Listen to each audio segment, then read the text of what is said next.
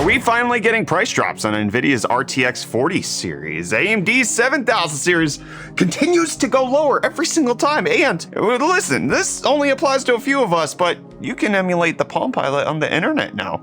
Let's get into the hot news, everybody. I'm your Brett host. We're going to be going over the hottest tech news that I can find on the internet while you enjoy your breakfast. And today's top story is about a €20 discount on the RTX 4080, which I know before we get into it, you're saying, Brett, that's not a lot of money. I will remind you, this card just came out. I will remind you that Nvidia typically doesn't like doing this. Nvidia doesn't like to ever admit that they potentially misread the customer situation. So even seeing a €20 price drop on an RTX 4080 from a retailer over in Germany might sound niche, but it's actually really incredible to see. And this is actually taking place on a Gainward Phantom GPU, which is a reference style card. It has the reference clock speeds on it, so it's not a fancy overclocked version. So that explains why it's actually dropping much lower. So it originally launched at a price point of €1539 and has dropped down to $1449. So that's technically a €90 price drop, but the RTX 4080 MSRP over in Germany is actually $1469. So it's a €20 sub MSRP drop, a €90 overall drop, and shows that Nvidia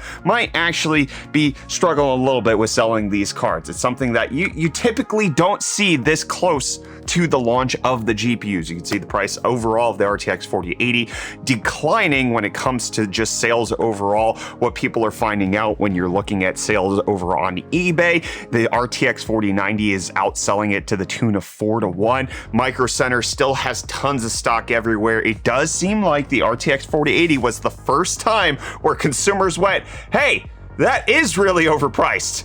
We're not going to buy as many of them. And so it's resulting in potentially a little bit of changing in the market, because that's essentially what it is going to take for Nvidia to change the pricing structure on their GPUs, is for people not to buy them. I don't think we saw that with the RTX 4090, people gladly lining up to buy a $1,600 to $2,000 card, but it does look like it might apply down the line. And Nvidia, one of the reasons why EVGA left was because they would not announce the prices ahead of time and not give a whole lot of time to AIB partners to adjust. Actually just might, that bad business practice might just work in consumers' favor, because they might decrease the price of the 4070 Ti if we continue to not buy the 4080. If consumers continue to be rational and understand that their dollars and euros actually impact the decisions at the top of the company, we actually might see change. Nvidia might make a last couple hour switch on the 4070 Ti pricing. We might hear that it's one thing, but as long as customers continue to hold firm, it actually could go even lower. So show up, buy AMD if it's worth it with the RX 7900 series, continue to not buy the RTX 4080, and we might actually get some vindication as gamers. That's my hope, at least. A €20 price drop definitely incited a lot of passion and hope in me. What do you think about this? Let me know down below in the comments. I'm going to let you know about today's video sponsor, which is ASRock and their B650 Live Mixer motherboard. You might be considering upgrading to the latest generation of AMD chips, which we're going to talk about those deals in a second. But personally, I miss the days when computer parts had personality and were not just either RGB, black, or white. They actually had some design scheme, design aesthetic that was going on to it. And the B650 Live Mixer from ASRock actually returns to those days in quite a powerful way. So not only is this the chipset that you should be buying if you're upgrading to Ryzen 7000, but you also have the beautiful orange and yellow design that ASRock's come up with, but you also get all of the great features that ASRock is including, such as 3 PCI Express 4.0 slots, 3 M.2 slots, a 2.5 gig LAN, 7.1 Nahimic audio, rear USB 3.2 Gen 2 and Gen 1 ports, a 14 plus 2.1 power phase design, HDMI and DisplayPort out for the integrated GPU, an 8-layer PCB for better signal and thermal performance. We actually did do a PC build with this B650 Live Mixer. There's actually a Ryzen 7 7700X in here, and it has been performing phenomenally. I had to take the 4090 that was in here out for a different PC build that we're doing, but I love just the splash of color that the B650 Live Mixer brings to my PC world. So you can check it out at the link in the video description. The B650 Live Mixer from ASRock, giving you all the feature sets that you need, but also giving you pizzazz too. If you want to slap a high-end chip in that bad boy, the B650 Live Mixer, well, you can do that at the cheapest price that you could before. We talked about on Friday, the Black Friday deals for the 7950X brought that price down to $550, which was the price of the 7900X at launch. But now for Cyber Monday deals, what we're seeing is that the 7900X is down $110 to be at $440. So this is a great price decline, down 20%, making it so that the Ryzen 7000 is a bit more affordable. You also have something like the 7600X going for $249 on Amazon, which will have affiliate links in the video description for you to check them out. I actually ended up picking one of these up on Friday because Newegg had a Black Friday $10 off coupon code, so I actually got it for $240. But it does seem like Ryzen 7000, the motherboard pricing is where you're gonna have to stick it, but if you wanted the cheapest chips, this honestly seems like a great time to upgrade, unless you want non-X versions of these chips, because now we're seeing popping up at different retailers the non-X versions of the 7900 and the 7700. We're seeing that pop up, and we're getting pricing of that, which does seem to indicate like the 7900 will not be the 170 watt TDP, it's gonna be 65 watts, but it will come in at actually cheaper than the Black Friday price we're seeing now at $430. The Ryzen 7 7700 is expected to come in at $329, and the Ryzen 5 7600 is expected to come in at $229. So this is lower clock speeds, not as much TDP headroom, but it does allow for you to get the latest generation at a cheaper price, which might be interesting to you. What could be interesting to everybody is a new phone, okay? You want it? Elon Musk is gonna bring it to you. That is, if potentially Twitter gets taken off of Apple App Store and Google Play Store. Elon Musk saying on Twitter that he certainly hopes that it does not come to that, but if there's no other choice, he will make an alternative phone, which is just the hubris that I would expect of a large social media company owner, because this has never been tried before. Facebook never tried to make their own phone before. That never failed horribly. Huawei has never tried to succeed in different markets with not having the Google Play Store. This is just, Amazon never tried to have their own Fire phone. Elon Musk would be the first to attempt such a feat, and he would succeed because he's good at success. The fact that it can waste $44 billion and I'm sitting in my basement ranting about him proves that he's better than me. So what do I know? A Twitter phone? Obviously, the snark and sarcasm is there, but the real thing that it comes down to is the fact that it's not the fact that like people would be better suited to use Twitter on your phone. It's that you have to convince every other app manufacturer to put their apps on your phone. That's what sunk the Microsoft phones. You can't get Windows phones, and that's like one of the largest companies in the world. They couldn't do it because they couldn't convince developers to actually come on board and bring their applications to their platform. Facebook was never going to take off for it. The Fire phone, which was essentially just Android anyways, didn't take off. Elon Musk, especially with this Twitter adventure, is proving time and time again that he is not good on getting a vast majority of people on his side. And so how would he incentivize people to do that via being like, well, we got banned off of the ones who show legitimacy, so now we're gonna Apple, can we get Gmail on the Twitter phone, please? Again, he's more successful than I am, and that's all that matters in life, is that he has way more money than me. Bitcoin has a little bit more money in it. It's up 0.4% to be at 16,552. Ethereum's up 0.5% to be at 1213, and Dogecoin's up 16% because Elon Musk is great, down up to 10.4 cents. You know who I think is great? Not for capitalism reasons, because he doesn't even buy PCs. He buys Mac crap.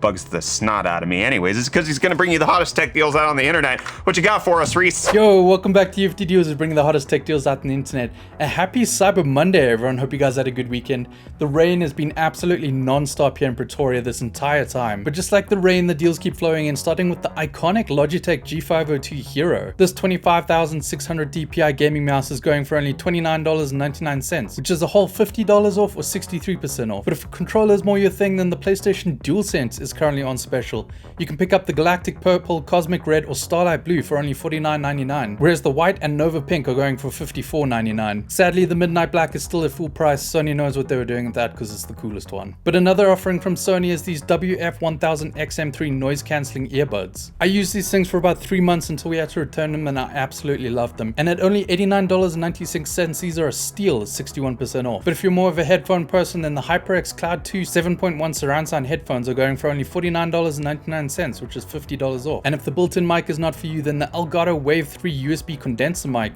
is currently going for $109.99, which is $40 off, and what you're currently hearing right now. But on the other side of Corsair's offerings, we've got the MP600 Pro T, a Gen 4 NVMe M.2 SSD with a huge heat spreader. The 1TB version is currently going for $109.99, which is a whole $100 off.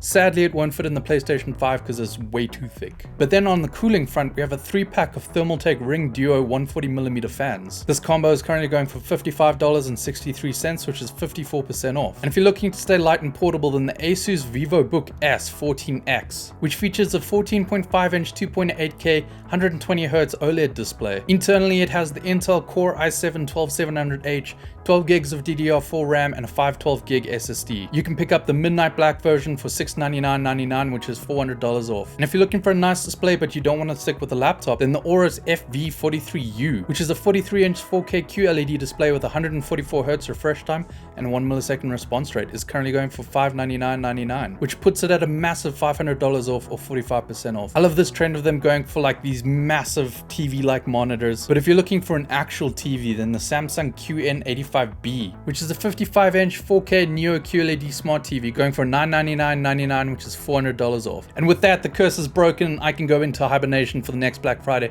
But don't forget, you can find the links down in the description. But until next time. Wow, Reece, those deals go to the moon, just like the Orion spacecraft that NASA launched with the Artemis 1 rocket last week, or was it 2 weeks ago now? Regardless, it's now set a new spaceflight record, being the farthest away from Earth that any capsule designed to carry human astronauts has ever gone, breaking the record set by Apollo 13, which had actual astronauts in it, which is the difference here, but NASA just talking about the fact that the Orion spacecraft, the reason they did a retrograde orbit was so that they could actually see what the limits are without having people in it, and it does seem to be going smoothly. So it's one more step to going back to the moon, and one more step for Elon Musk to buy Palm, which is the right thing to do all along, okay? You know what? We're gonna go back to the days of Quibi, Brant, because I didn't like Quibi because it was run by Meg Whitman, who was the CEO of HP when they acquired Palm, and she destroyed WebOS, which was by far the best mobile operating system on the market at the time. It handled multitasking like nobody else could. Android, iOS, they couldn't do it. WebOS was crushing it, but Palm could never pivot from being a PDA device. They just couldn't do it. They couldn't break through. And HP, with all of their cash, was supposed to save them. But Meg Whitman, atrocious CEO, everywhere she's ever gone, kind of disgraced, not good at business.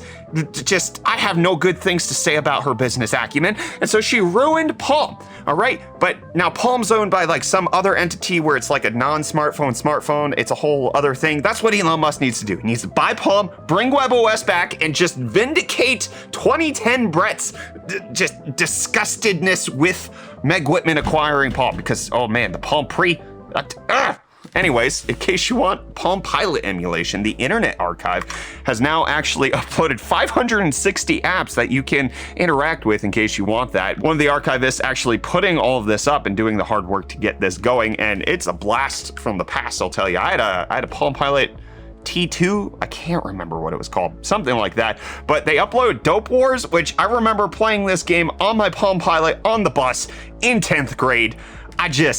My goodness, this is wild. You can check out all of them at the Internet Archive. We'll leave a link in the video description. There's 120 software libraries of games, 109 widgets, 229 applications, and the Trials of Palmpilot has 104. If you just want to check it out and either relive your past or explore what things used to be. This is what people used like right before the iPhone came out. Like, that's how revolutionary the iPhone was like it gave you apps and touchscreens that actually worked. And this was a stylus you had to tap. Like, people were using this, like they had to get rid of their Palmpilots to update to the iPhone. Anyways, we're gonna have to update our cases to be tiny. Good segue, Brett. Intel's Raptor Canyon NUC, the 13 Extreme, actually has gotten reviewed for the first time, and it shows that it can fit an RTX 4090. So a small form factor case can actually have a 13900K in it, as well as a 4090 in case you want to stuff it all in there. A reviewer over in China getting their hands on it and showing that it does indeed fit a 4090, which is cute and all because, you know, we've been working on an ITX PC that can fit a 4090 quad slot. So I mean, it's cool that Intel's shipping something that you can buy and you don't have to try to make it fit like we are. I had a lot of props today. I had to have the ASRock motherboard, the ASRock PC, as well as the mini case that we building the 4090 in. Anyways, I'm gonna stop propping up this episode of Hot News because it's over. It's done with. I'll see you back here on Tuesday. Yep, that's tomorrow. More news.